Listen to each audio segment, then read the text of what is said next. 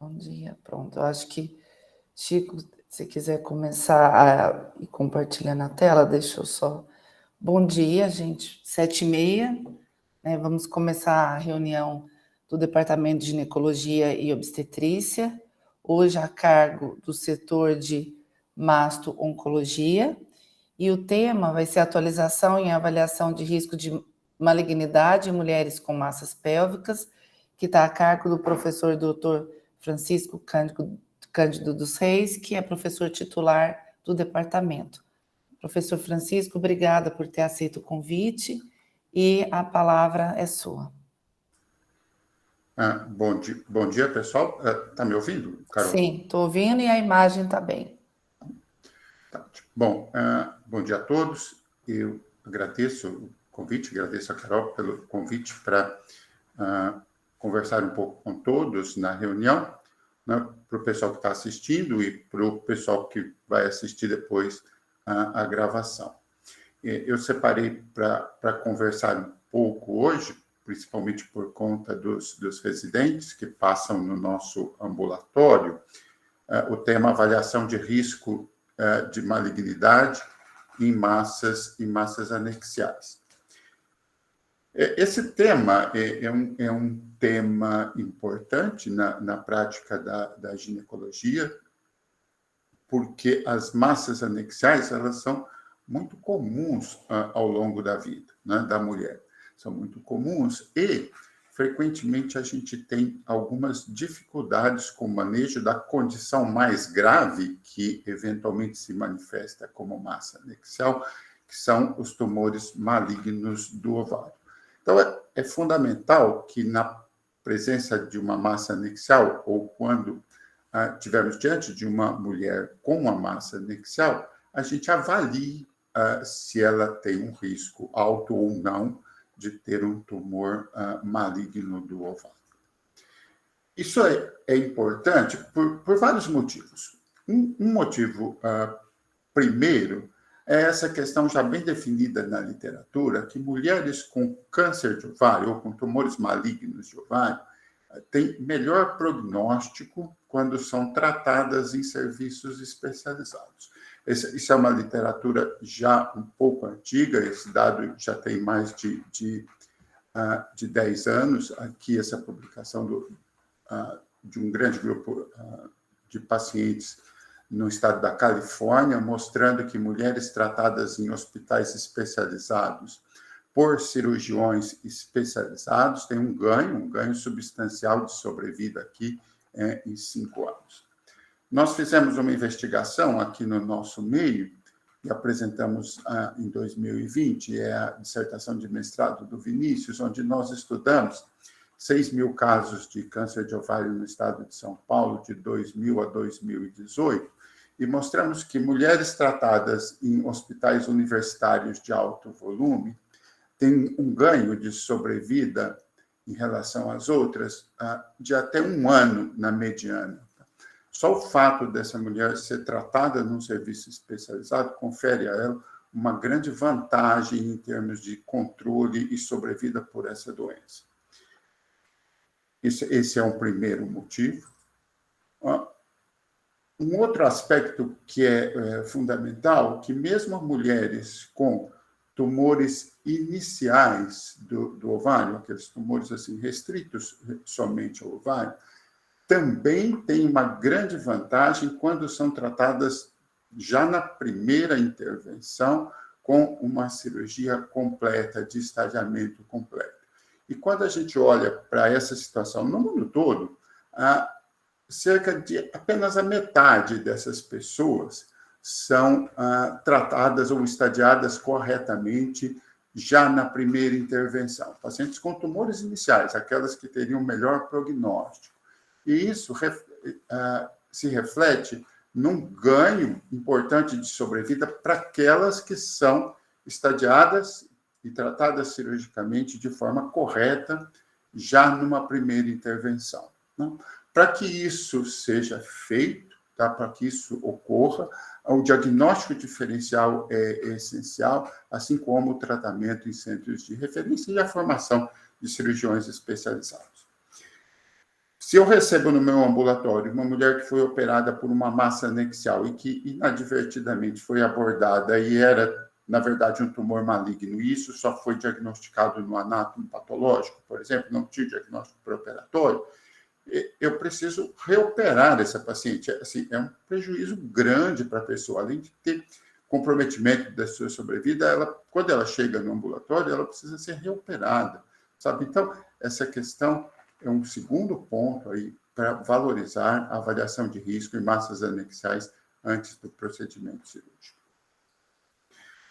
E um terceiro ponto, tá, se refere não aos tumores iniciais, mas aos tumores avançados. Tá? Nos tumores avançados de ovário, quando a cirurgia realizada inicialmente é incompleta, ou seja, quando fica lesão residual após a primeira cirurgia, a sobrevida da paciente é comprometida de forma bastante relevante, tá? Mesmo com todos os outros tratamentos adjuvantes, por exemplo, a quimioterapia. Então, a paciente com tumor avançado também é fundamental que a primeira abordagem seja feita de forma mais completa e mais correta possível. Dessa forma, a grande questão aí, o grande ponto dessa situação é que, embora a maioria das massas anexiais seja de natureza benigna, a grande maioria das massas anexiais é de natureza benigna, né? Incluem aí entre as massas anexiais na pré-menopausa as mulheres com alterações funcionais, que vão ter regressão espontânea, inclui uma série de condições benignas aqui que se apresentam no dia a dia para o ginecologista geral, no posto de saúde, nos consultórios, tá? E uma pequena minoria de tumores malignos, mas esses tumores malignos eles não podem ser perdidos. Assim, diagnosticar corretamente um tumor maligno e referir a paciente para avaliação da ginecologia oncológica é fundamental para a paciente. A avaliação de risco, então, ela tem como fundamento, né, ou como princípio fundamental, identificar essas mulheres que teriam um risco maior de ter um câncer de ovário na presença de uma massa anexial e encaminhá-las para a ginecologia oncológica. E, ao mesmo tempo, né, identificar aquelas pacientes de baixo ou de baixíssimo risco que não precisariam de qualquer intervenção. Né? Essas são as principais razões para que a gente busque essa avaliação de risco de forma correta. Diante de uma paciente com massa anexial, tá? No ambiente hospitalar, no ambiente de consultório e de atenção básica ou ambulatorial, isso é mais evidente ainda. Mas mesmo nos ambientes hospitalares, predominam as massas anexiais benignas. Né?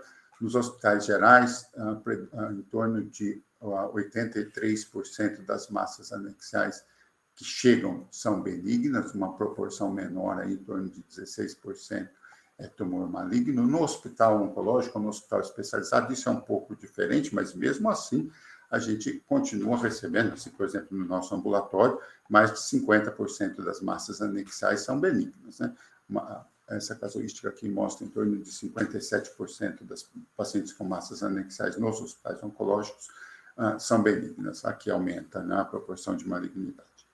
Então, diante de uma paciente com massa anexial, nós precisamos nos perguntar qual é o risco de estarmos diante de um procedimento maligno, ou um processo maligno, né? Essa paciente tem indicação de cirurgia, qual é o tipo de cirurgia que deve se fazer? Deve-se fazer uma cirurgia minimamente invasiva, que tem diversas vantagens para o paciente, mas tem riscos, né? Principalmente nos tumores malignos, ou deve-se fazer uma laparotomia, e se é necessário referenciar essa paciente para um centro de ginecologia oncológica, né? Pesando aí os riscos, né, de um tumor maligno e a comorbidade e os custos associados ao manejo dessas massas anexiais eventualmente benignas, que seriam supertratadas se fossem operadas. E como nós avaliamos esse risco de malignidade? Bom, esse é um tema, né, que nós trabalhamos aqui no nosso hospital, no nosso serviço há muitos anos, né, desde mais de 30 anos que a gente trabalha com esse tema, e ele tem evoluído muito nos últimos anos, né? O grande desafio é que as alterações funcionais, os tumores benignos e os tumores malignos, eles, nos extremos, eles se superpõem em termos de caracterização. Eventualmente, a gente pode confundir uma alteração funcional com uma lesão benigna, e, eventualmente, a gente pode confundir uma lesão benigna com uma lesão maligna. Então, não há uma delimitação precisa de características entre esses tumores, principalmente nos extremos. Os tumores malignos iniciais, por exemplo, eles podem ser confundidos com tumores ou com condições benignas. Os tumores malignos avançados, isso é mais difícil, né, de acontecer, mas naqueles mais iniciais, essa confusão pode acontecer mais frequentemente. Nós começamos sempre isso, mesmo com a evolução tecnológica, permanece importante, principalmente para a estruturação do raciocínio clínico e o bom encaminhamento da paciente, permanece importante fazer uma boa avaliação clínica da paciente. Aí, a gente deve atentar para fatores de risco para malignidade, né? Idade, quanto mais idosa a paciente, maior o risco de malignidade. Na pós-menopausa, o risco de malignidade é maior. Se a paciente tem história familiar, por exemplo, de câncer de mama, ou história familiar de tumor do trato digestivo, ou história familiar de câncer de ovário, é mais raro, mas pode acontecer. A história familiar é um forte fator de risco para malignidade. A história reprodutiva, menos, né? A gente sabe que, por exemplo, o uso de contraceptivos orais ele está associado à redução do risco de câncer de ovário, mas isso é difícil de ser usado na clínica como forma de descartar, por exemplo, um tumor maligno. História pregressa da paciente de neoplasias, né? Se a paciente teve ou não neoplasia, e cirurgias prévias, né? Se a paciente foi, por exemplo, oforectomizada ou esterectomizada com salpingoforectomia bilateral, aí reduz muito o risco dela ter um tumor maligno. Existe também a questão da avaliação de sintomas. Se isso não for pesquisado ativamente, a maioria das vezes os tumores de ovário vão ser considerados assintomáticos. Mas se você conversar com a paciente com detalhes, uma grande proporção daquelas pacientes com tumores malignos tem algum desses sintomas, tá? Como distensão abdominal, dificuldade para comer, ou rápida sensação de plenitude, ou dor abdominal, ou dor pélvica, ou sintomas urinários como urgência, aumento de frequência, e tem esses sintomas frequentemente. Na presença de esses sintomas são inespecíficos, obviamente, né? Mas na presença de uma massa anexial onde você está fazendo diagnóstico diferencial, a ocorrência desses sintomas liga um sinal de alerta, né? E faz com que você preste um pouco mais de atenção no caso, né? E não simplesmente classifique como assintomático. O exame físico é importante, por exemplo, a presença de ascite, a presença de massas bilaterais, a presença de massas mais endurecidas, sólidas, com irregularidades na superfície, ou a presença de nódulos palpáveis no fundo de saco de Douglas. Também não é específico, tá?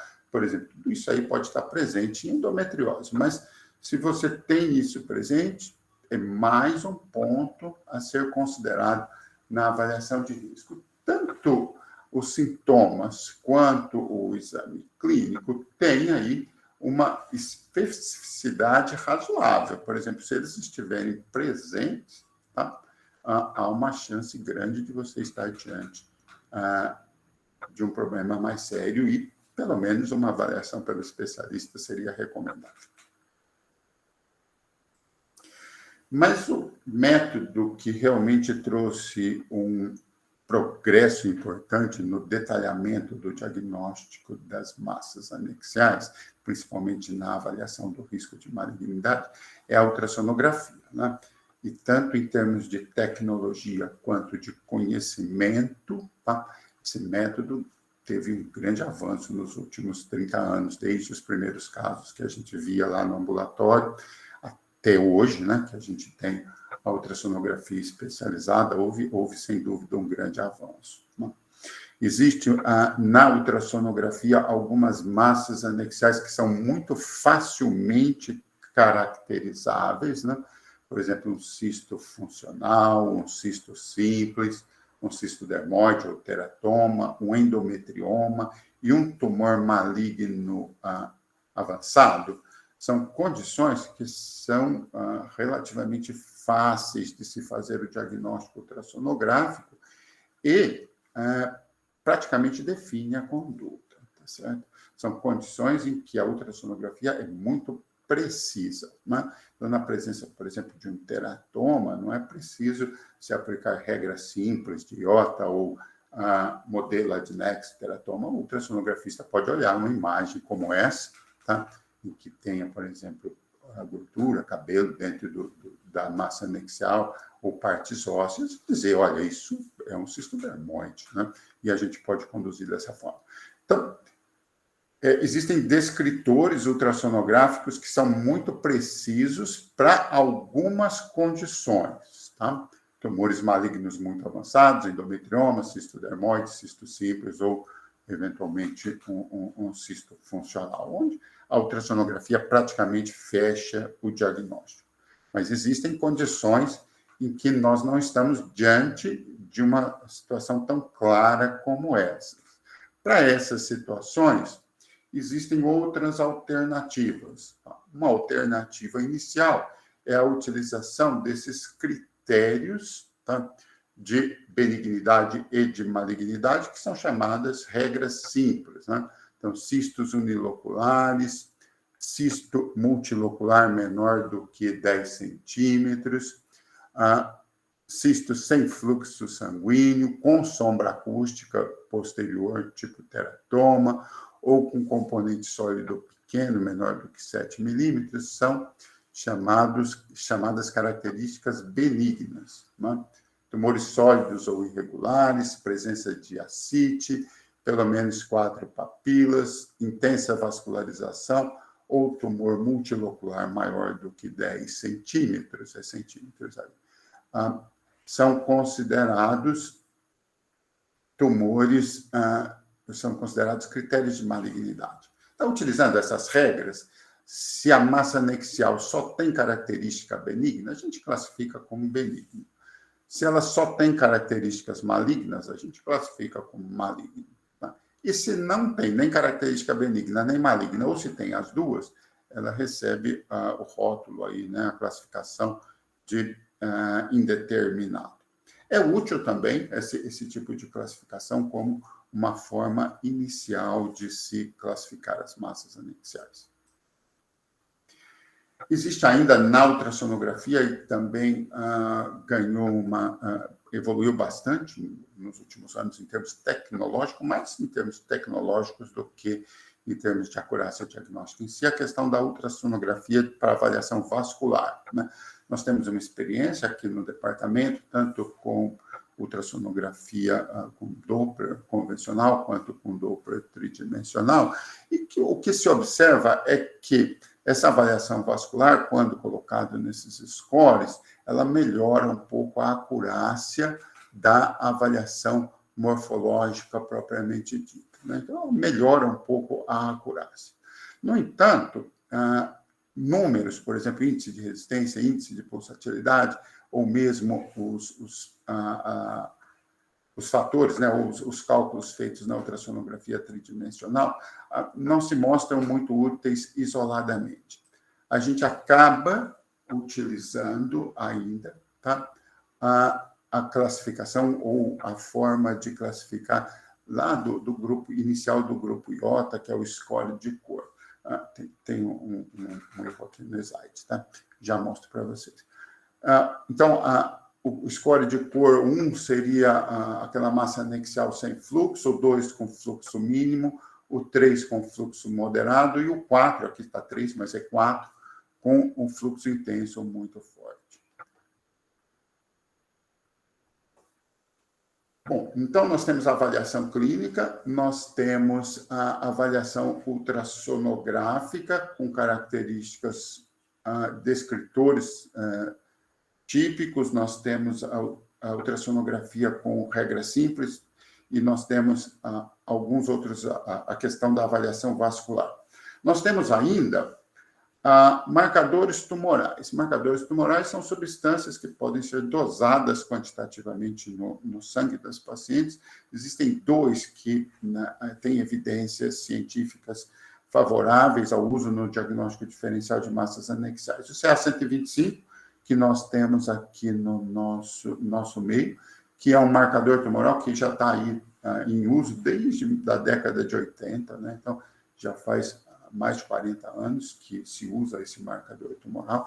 Ele é mais útil no segmento de paciente em tratamento com câncer, mas ele tem sido utilizado com bastante frequência nos últimos anos, também no diagnóstico diferencial. Nós vamos ver que não isoladamente, mas em conjunto com a avaliação clínica e a ultrassonografia.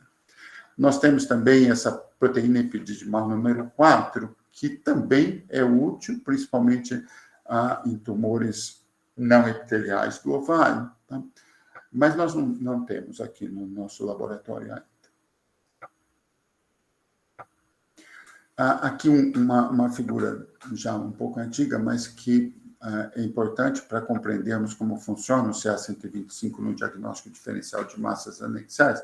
Então, se usarmos aqui um número de corte que a literatura recomenda de 35 para diferenciar massas benignas de massas malignas, tá? Nós vamos ver que na pós-menopausa tem uma acurácia bastante boa. As massas benignas, em geral, a grande maioria tem CA-125 menor do que 35, e as malignas, numa proporção razoavelmente grande, tem CA-125 maior que 35. Na pré-menopausa, isso não é bem assim, existem alguns tumores iniciais na pré-menopausa, principalmente tumores não epiteliais, que não aumentam CA-125, e existem algumas doenças benignas aqui representadas que aumentam CA-125, por exemplo, a endometriose. Então, na pré-menopausa, o CA-125 é menos útil. Tem gente que usa outro corte. Aqui tem alguns trabalhos que colocam 200 como corte na pré-menopausa, mas, assim, isso não tem tanta evidência dando suporte, tá? O que tem suporte mesmo na literatura é usar o índice de corte de 35 e entender as limitações que isso apresenta aqui na pré-menopausa.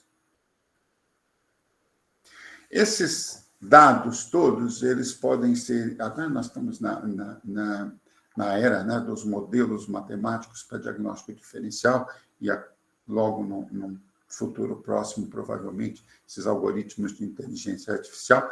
Esse modelo aqui não é um algoritmo de inteligência artificial, tá? Isso é um modelo baseado em modelo clássico, né, baseado em regressão, mas que tem o aplicativo aí, tanto para celular quanto para computador, está disponível, é gratuito na internet. Então, esse modelo, você pode acessar o site, né, e colocar as características da paciente aqui. Ele coloca alguns dados clínicos, né, por exemplo, a idade da paciente, e coloca aquela questão, né, de a paciente estar no centro de referência oncológica ou não. Como nós vimos lá no primeiro ou segundo slide, né, a frequência de massas anexiais em centros oncológicos é maior.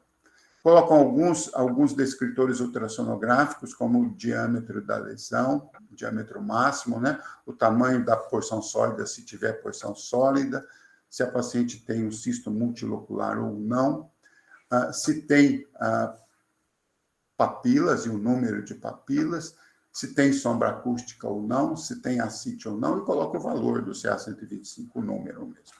E esse modelo te dá uma chance, estima um risco de malignidade, um risco numérico, e estratifica, não é, esse risco de malignidade segundo o risco de tumores iniciais, né, que são os borderlines estádio 1, e tumores avançados, né, que são os estádios 2 a 4 primários, e os tumores metastáticos, né, de outros órgãos para o ovário. Esse modelo, então, ele integra, tá, de certa forma, parte da avaliação clínica, integra variáveis ultrassonográficas e integra o CA-125 sérico e te produz um número que pode ser útil para determinar a conduta. Mais recentemente, passou a ser utilizado o sistema, né, uma classificação chamada OHADS. Essa classificação OHADS é similar, tem para ultrassom, tem para ressonância, mas o que tem utilidade na prática clínica mesmo é o OHADS baseado em ultrassonografia.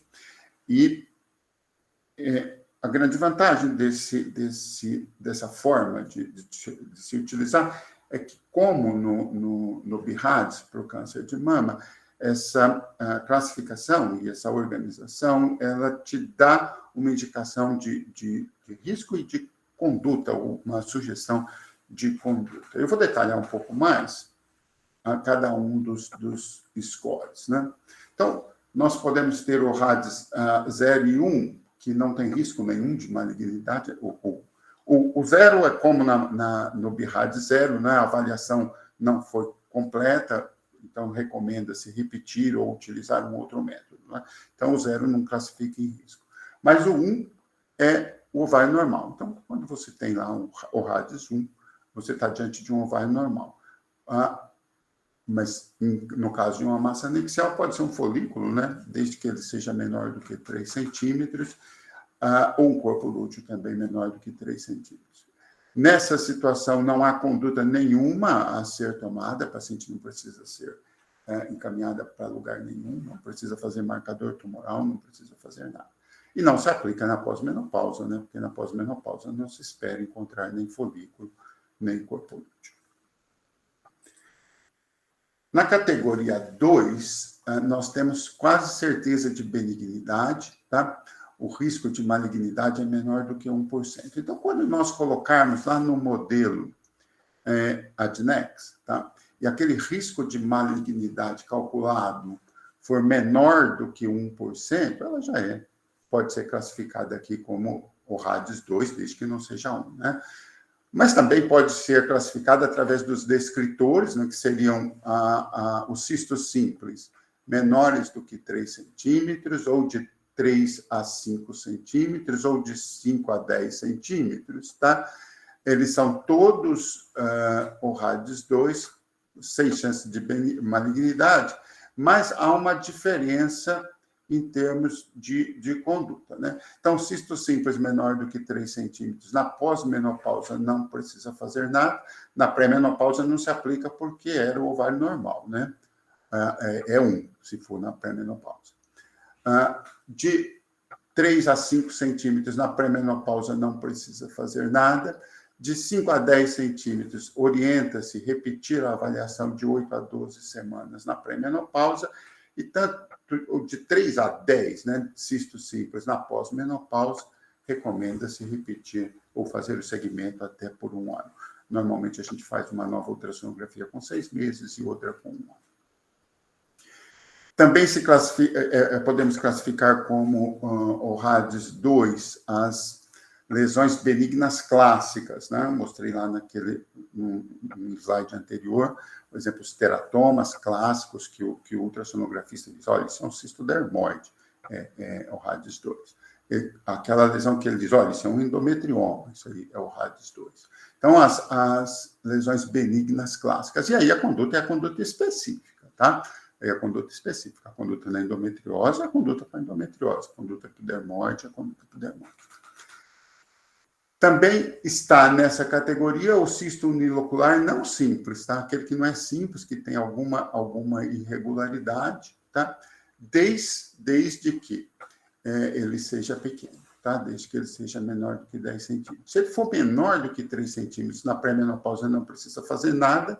Na pós-menopausa, se segue até 1 ano, mas aqui, tá? Aqui, talvez já valha a pena fazer uma ultrassonografia com um especialista para ter certeza que realmente é um cisto unilocular, que aquilo não é uma papila, uma vegetação. Tá? Se ele for maior que 3 centímetros e menor do que 10, na pré-menopausa se repete a ultrassonografia em 8 a 12 semanas, ou se faz ultrassom especializada. No nosso ambulatório, sempre faz ultrassom especializado, porque nós temos ultrassom especializado lá. Na pós-menopausa, a mesma coisa, ultrassonografia especializada. Essa classificação, ele sempre, quando ele recomenda ultrassonografia pelo especialista, tá?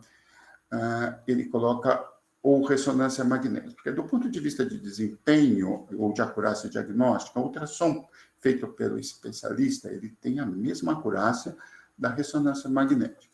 A questão toda é que nem sempre você tem a disponibilidade de um ultrassonografista que tenha esse conhecimento especializado. Tá? Então, se você não tiver, aí você pede a ressonância. Tá? Mas você tendo o ultrassonografista especializado, o Grupo IOTA tem até um sistema de certificação. Tá? A gente não usa isso aqui, mas eles têm uma certificação para ultrassonografista especializado em massas anexiais. Nessa situação, a ultrassonografia especializada é mais barata e é mais confortável para a paciente do que ficar 20 minutos dentro da máquina de ressonância. Mas eles são equivalentes. Se você não tem ultrassom especializado, é quando você faz a ressonância. No ORADS 3 é quando você coloca lá no modelo IOTA-ADNEX e dá um risco de 1 a 10%. Tá? Ou avaliando-se, utilizando-se os descritores, tá? São cistos uniloculares maiores do que 10 centímetros, os teratomas ou endometriomas ou cistos hemorrágicos muito grandes, né, maiores do que 10 centímetros, o cisto unilocular com irregularidade interna, o cisto multilocular menor do que 10 centímetros, com cápsula lisa, e aí entra aqui a partir do 3, aquela questão do score de cor, tá? Desde que não seja 4, que seja no máximo 3, tá? Ou uma massa sólida regular de qualquer tamanho com score de cor 1, ou seja, sem vascularização. Nessa situação, essas massas, na grande maioria das vezes, elas são cirúrgicas, tá? Não são de observação. Mas o que se recomenda? Que se faça uma ultrassonografia especializada ou ressonância e, se confirmar como baixo risco de malignidade, ela pode ser abordada cirurgicamente pela ginecologia geral. Tá? Então, o 3 normalmente é cirúrgico, tá? Pode ser manejado pelo ginecologista geral, desde que essa avaliação seja feita por um ultrassonografista especializado, tá? Ou então por ressonância. Aí nós entramos no campo da ginecologia oncológica, né? Aqueles casos em que o modelo IOTA-ADNEX dá um risco entre 10% e 50%, tá? Ela é classificada como RADS 4. Ela, na recomendação do sistema ORADS, esses casos poderiam ser tratados pelo ginecologista geral com suporte de ginecologia oncológica, ou então direto pela ginecologia oncológica. Aqui no nosso meio, eu recomendaria fortemente que esses casos fossem manejados pela ginecologia oncológica, tá? Pela ginecologia oncológica. No consultório, eu sugeriria que o colega encaminhasse essa paciente para a ginecologia oncológica. Por quê? Porque aqui estão a maioria dos casos de tumores iniciais. Tá? Não são tão frequentes, mas aquela abordagem correta na primeira cirurgia tem um impacto grande, tá? na qualidade de vida e na sobrevida das pacientes. Não operar corretamente um tumor inicial pode causar um prejuízo substancial para a paciente. Então, mesmo o risco não sendo tão grande, mas um risco acima de 10%, é considerado um risco razoável. Eu recomendaria, no nosso meio, que essa paciente fosse atendida na ginecologia oncológica. Obviamente que ela vai fazer também ou ultrassonografia especializada ou ressonância magnética. E no ORAD 5, que são os cistos de qualquer tamanho com papilas, né? Ou o cisto multilocular com componente sólido, com score vascular 3 e 4, ou um tumor sólido com score vascular 4, ou um tumor sólido irregular de qualquer tamanho com qualquer score, ou a presença de ascite com nódulos peritoneais, e que no cálculo do IOTA-ADNEX tem mais que 50% de risco de malignidade, assim, aí o manejo pela ginecologia oncológica ele é obrigatório, tá? Ele é obrigatório porque nem sempre, tá? Nós vamos ver um pouquinho mais adiante, porque nem sempre essa paciente vai para a cirurgia primária. Às vezes, fazer a cirurgia inicial numa paciente, por exemplo, com ascite, nódulos peritoneais, com tumor extenso, não é a melhor coisa, tá? Então, essa paciente, ela precisa, nessa situação, é obrigatória a avaliação pelo ginecologista, pela ginecologia oncológica em qualquer lugar do mundo. Eu queria seguir um pouquinho mais essa questão de avaliação de risco, porque ela se estende além da avaliação pré-operatória. Não é porque a gente classificou a paciente como o RADS 3 e vai ser manejada pelo ginecologista geral e ela tem um risco de malignidade menor do que 10%, que a gente pode deixar de diagnosticar um tumor maligno eventual na cirurgia. Então, a avaliação de risco, ela se estende para o intraoperatório, né? Essa cirurgia, normalmente, ela não é uma cirurgia ou de salpingoforectomia ou de esterectomia, ela é uma cirurgia de diagnóstico inicial, tanto por vídeo como por laparotomia.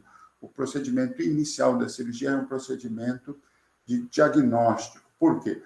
Porque naquela paciente que tinha um baixo risco, se a gente identificar alterações no intraoperatório que são sugestivas ou típicas de malignidade ou suspeitas de malignidade, é importante que ela seja avaliada ainda no intraoperatório pela ginecologia oncológica. Aí, os principais descritores são implantes, né? Ou ascite extrapélvica, atipias vascular na superfície da massa anexial, como nesse caso aqui, ou vegetações extraovarianas, mesmo que menores do que essa. Na presença dessas alterações no intraoperatório, seria importante que a ginecologia oncológica fosse consultada no intraoperatório.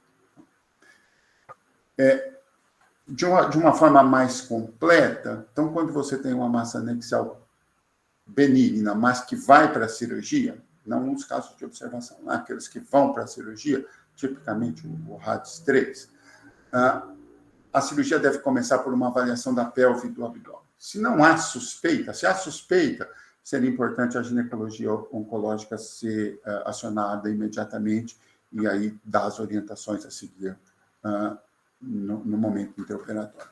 Se não há nenhuma alteração suspeita, nós temos mais um passo, que é a avaliação patológica intraoperatória. Nós devemos remover a massa sem romper, tá? Para que ela não dissemine para a cavidade peritoneal, e submetê-la a uma avaliação patológica intraoperatória, que pode ser o exame de congelação ou pode ser uma avaliação macroscópica pelo patologista. Se for benigno, completa a cirurgia pelo ginecologista geral, mas se vier maligno, é preciso acionar a ginecologia oncológica para fazer o estadiamento no mesmo ato cirúrgico. Tudo isso para tentar minimizar aquela situação de você ter o diagnóstico de malignidade no anátomo patológico um mês depois da cirurgia. Isso é a pior situação que pode acontecer, tá? Você só ficar sabendo que ela tinha um tumor maligno um mês depois que foi a cirurgia. Aí você já perdeu o timing, né? Perdeu o timing do estadiamento, perdeu o timing do início do tratamento adjuvante precoce, se for necessário, tem que reoperar a paciente. É a situação mais indesejada. Aquelas pacientes do RAD 5, né, que tem que ser manejada pelo ginecologista geral, isso acontece por quê? Porque a gente precisa aí avaliar com mais precisão se essa paciente não tem lesões potencialmente ressecáveis, né, como metástase extraabdominal, como envolvimento maciço do reto peritônio, como linfonodos acima das artérias renais, ou envolvimento maciço do hilo hepático, ou envolvimento extenso intraperitoneal. Se nós estivermos diante dessa situação, o que normalmente a gente faz é uma biópsia percutânea, tá? Ou então uma laparoscopia diagnóstica para biópsia, tá? Por quê? Porque essas pacientes vão se beneficiar, se elas não tiverem tumores ressecáveis, por tratamento quimioterápico precedendo a cirurgia primária, tá? Que não teria condição de ser completa por condições biológicas do próprio tumor. E Normalmente, essas cirurgias incompletas, elas levam a uma morbidade grande, o que atrasa o tratamento final da paciente. Bom, dessa forma, tá, eu queria ressaltar com essa apresentação que a maioria das massas anexiais, principalmente as assintomáticas, é de natureza benigna e a maioria delas não requer intervenção cirúrgica. Tá? Estão ali no RADS 1 ou RADS 2 e a maioria vai ficar sob conduta expectante e observação. Mas a avaliação de risco de malignidade é essencial, tá? Para que a gente possa tanto adotar a conduta expectante para aqueles casos que eu comentei, como para a realização de uma cirurgia segura pelo ginecologista geral, tá? Nos casos de massas benignas. E é fundamental que toda mulher com suspeita de massa anexial maligna tenha a sua avaliação completada, né? E a cirurgia realizada em serviços especializados de ginecologia oncológica, tanto os casos de tumores iniciais como de tumores avançados. Então, essa era a mensagem principal desta apresentação, né? A importância de se fazer o diagnóstico diferencial, como é a forma atual, e as evidências mostram de se fazer esse diagnóstico diferencial, e uma pincelada aí sobre o que a gente faz em cada uma das situações. Muito obrigado a todos pela atenção. Obrigada, professor Francisco, pela aula. Eu não sei se